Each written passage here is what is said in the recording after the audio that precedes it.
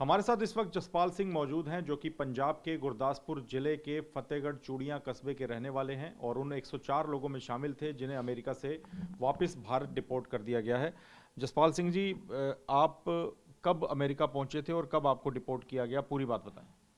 हाँ जी सर, मैं 24 तारीख को जनवरी में इसी साल पहुंचा था अमेरिका में। और 11 दिन रखा उधर, तो हमारे को डिपोर्ट कर दिया 11 दिन के बाद। अमेरिका में जब एंटर हुए तभी आपको उन्होंने अपनी कस्टडी में ले लिया था, अरेस्ट कर लिया था? हाँ जी, जिस दिन मैं दीवार कूदा तो उसी दिन ही मेरे को उन लोगों ने अरेस्ट कर लिया था। तो उनकी कस्टडी में ही रहा मैं 11 दिन। तो आप इससे पहले कहाँ, कौन सी कंट्री से आप अमेरिका की ओर गए? आप कहाँ, इंग्लैंड गए थे पहले? हाँ जी, मैं पहले इंग्लैंड था।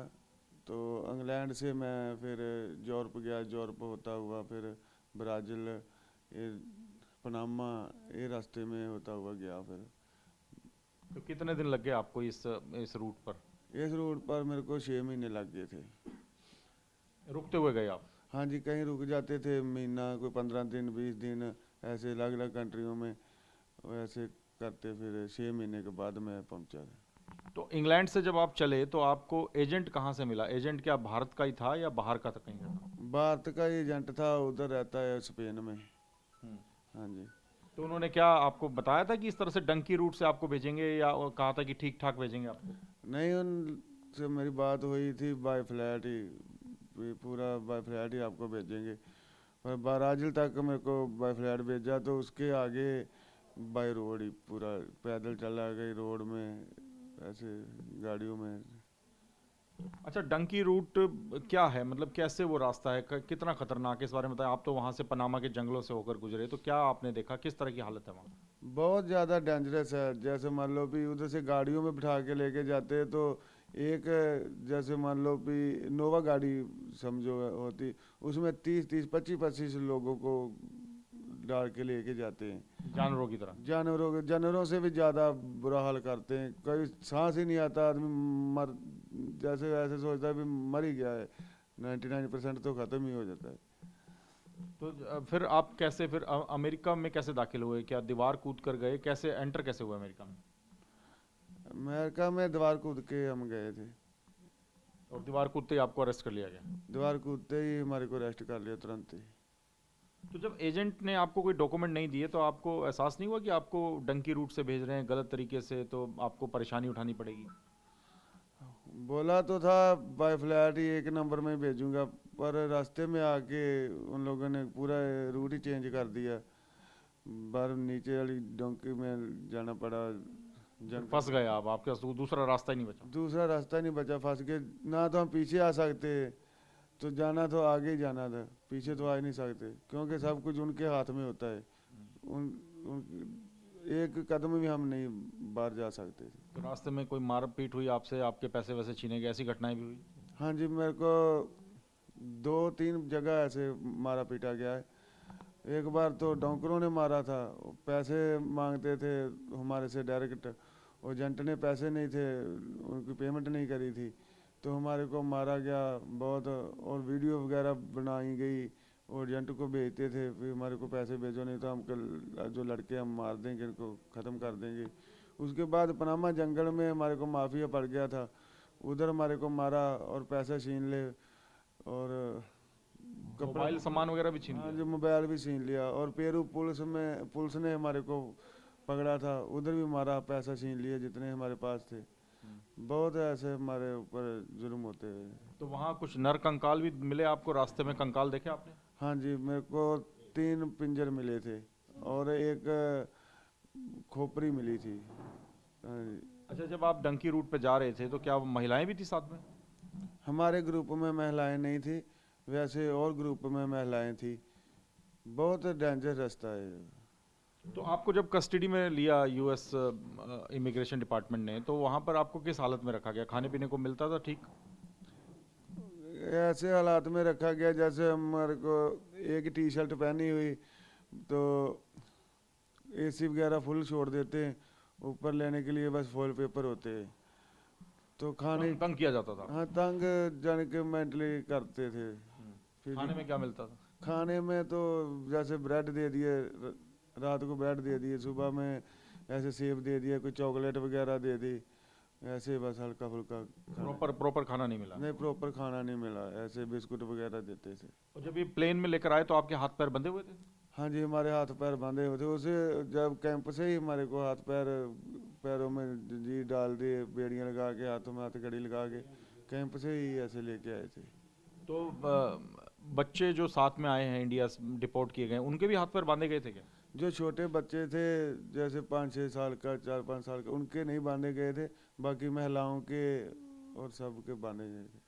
तो आप इस डंकी रूट पे फंस गए थे, आपने बताया एजेंट ने आपको झूठ बोलकर वहाँ भेज दिया। तो अब आप जो और यूथ अगर डंकी रूट की तरफ जाने की कोशिश करता है पंजाब का, तो उसको क्या सलाह देना चाहेंगे, क्या कहना चाहेंगे? हम तो यही सलाह देते, पहली बात तो ये अच्छे तरीके से जाओ, वीज़ा लेकर जाओ, और इतना पैसा नहीं खर्च करो, ज़्यादा पैसा। जैसे मतलब 40-50 लगा के जाते तो उनसे अच्छा है इधर ही कोई बिजनेस कर लो तो सही है। ऐसा गलत रास्ता नहीं चुनो। आप कितना पैसा लगा कर गए? मैं 40 लाख लगा के गया। तो इसके लिए आप एक सामान्य घर से हैं, तो कैसे अरेंज किया ये पैसा? ये पैसा मैंने ज़मीन बेचा, कोई गोल्ड था वो बेचा, कोई रिश्तेदारों से ऐसे पकड़ा पैसा, कर्ज लिया है पूरा। यहाँ नौकरी काम नहीं मिल पाया था आपको? इधर कोई नौकरी नहीं, नौकरी होती तो हम क्यों उधर प्रदेश में जाते। हम तो गवर्नमेंट को यही रिक्वेस्ट करते हैं भाई, हमारे को इधर कोई ना कोई रोजगार दिया जाए, हमारे को जो बाहर प्रदेश की विदेशों में नहीं भागना पड़े।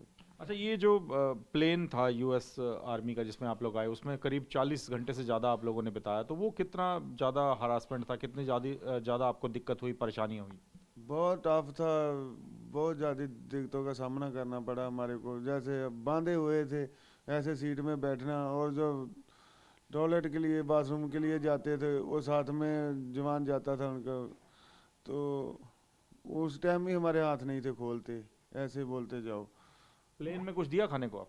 प्लेन में वही जैसे आपको मैं बताया, बिस्कुट वगैरह देते थे। तो और कोई, सीट्स भी बताते हैं कि उस प्लेन की ऐसी कंफर्टेबल नहीं है, उसमें भी दिक्कत हुई, इतने घंटे बैठे रहे उस पर आप?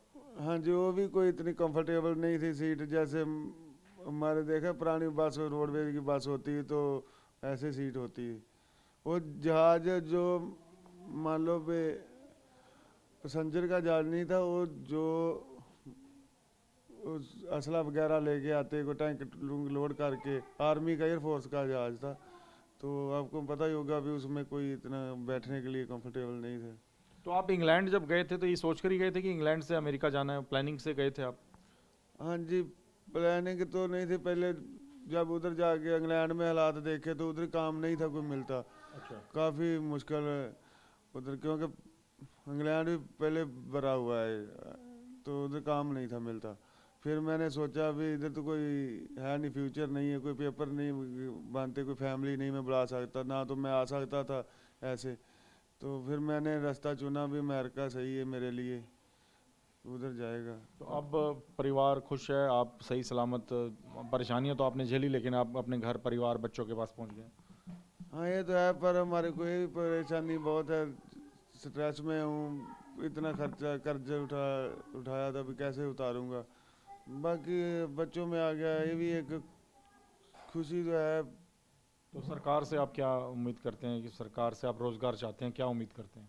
सरकार से मैं ही रिक्वेस्ट करता हूँ, बेनती करता हूँ कि हमारे को कोई ना कोई इधर रोजगार मिले, हमारे को बाहर नहीं जाना पड़े, हमारा जो हेल्प किया जाए, भी जो खर्चा लगाया इतना कर्ज, कोई सरकार हमारी हेल्प करे जो हम कर्ज उतार सकें। अच्छा, आप दोबारा आप जाने का प्रयास करेंगे, कोशिश करेंगे? नहीं, दोबारा नहीं, अभी मेरे पास जो कोई पैसा ही नहीं है बाहर जाने के लिए, सोच भी नहीं सकता अभी। अच्छा, अमृतसर की एक दिलेर सिंह भी डिपोर्ट किए गए, उन्होंने कहा कि वहाँ सिखों का काफ़ी अपमान किया गया, उनकी पगड़ियों का अनादर किया गया, ये बात सही है? हाँ जी, ये बात सही है। जैसे मान लो भी कोई पगड़ी नहीं, वो उसी टाइम उतार के डस्टबिन में फेंका, हमारे सामने देखा हमने जब वो लेके गए ना, तो बहुत अपमान हुआ है। हमको खुद को भी अच्छा नहीं लगा, भी ऐसा नहीं होना चाहिए सिखों के साथ। उन्हें केसों की बेअदबी करी गई इस हिसाब से। तो अब यहीं रहकर ही कामकाज करेंगे, आगे जीवन बढ़ाएंगे, अब जो भी कर्जा उतारना है आपने? हाँ, ये इधर ही करेंगे, क्या करना है, अभी कुछ कर नहीं सकते, पैसा तो नहीं है हमारे पास अभी। तो जसपाल सिंह बता रहे हैं कि अब वो दोबारा कभी विदेश जाने का प्रयास नहीं करेंगे, और उनके साथ एक बहुत बड़ा धोखा एजेंट ने किया इनको कहा गया था कि आपको हवाई मार्ग से बिल्कुल सही तरीके से अमेरिका भेजा जाएगा, लेकिन ब्राज़ील और पनामा के जंगलों के माध्यम से इनको डंकी के माध्यम से भेजा गया। ये बीच में फंस गए थे, वापस लौट नहीं सकते थे, दूसरा कोई रास्ता नहीं था। लेकिन जैसे ही अमेरिका में दाखिल हुए तो वहाँ से इनको डिपोर्ट कर दिया गया। अब इनके सामने बड़ी चुनौती ये है कि इनके पास रोज़गार नहीं है और सिर के ऊपर वो कर्जा है जो कर्जा उठाकर ये विदेश के लिए निकले थे। तो अब वो कर्जा कैसे उतारेंगे, ये भी एक बड़ी चुनौती इनके सामने है। और सरकार से उम्मीद कर रहे हैं कि सरकार इनकी मदद करे, इनको रोज़गार दे, ताकि कम से कम अपने परिवार का गुजारा कर सकें। गुरदासपुर के फतेहगढ़ चूड़ियां से कैमरामैन बीर सिंह के साथ मोहित मल्होत्रा, टीवी 9 भारतवर्ष।